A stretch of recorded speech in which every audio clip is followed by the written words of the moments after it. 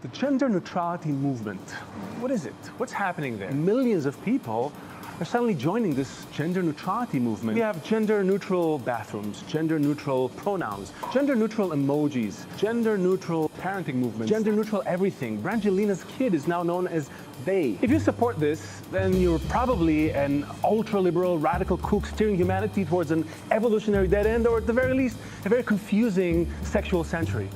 If you're against this, you're a closed-minded, primitive Neanderthal, denying people of their basic freedoms. What if something else is going on? I think nature is involved. Nature isn't making us question our own gender as a practical joke, is it? Cells and simple life forms are generally genderless, but as they evolve and differentiate, so is their gender definition. I mean, look around you, it's everywhere.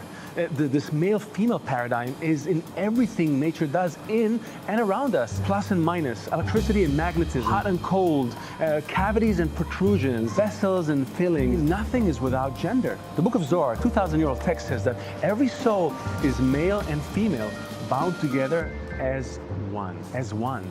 The soul is genderless. We're at the verge of a quantum leap in our human understanding of what is nature all about, what is humanity all about, who are we in this big scheme of things. And what nature is demanding of us is to rise to another level of existence, a higher level of existence, where the masculine and feminine complete one another inside of one human soul. A new spiritual identity above the animalistic desires and pleasures that have been motivating and defining our physical identity up until now. The ultimate balance in nature, the perfect human society. That's what we're talking about, and that's what we're subconsciously aspiring to get to, and that's what we're seeing around us. Everything we see here is just a symptom of this inner trend. We're not talking about the abolition of gender or the neutrality of gender. We're talking about the complementary existence of these two primal forces inside of us and in human society.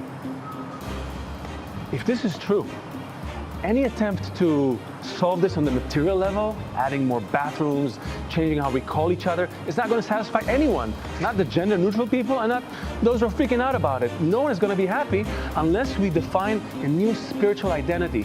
Nothing less will do. As that beautiful book says, the human is an inclusion of the male and female.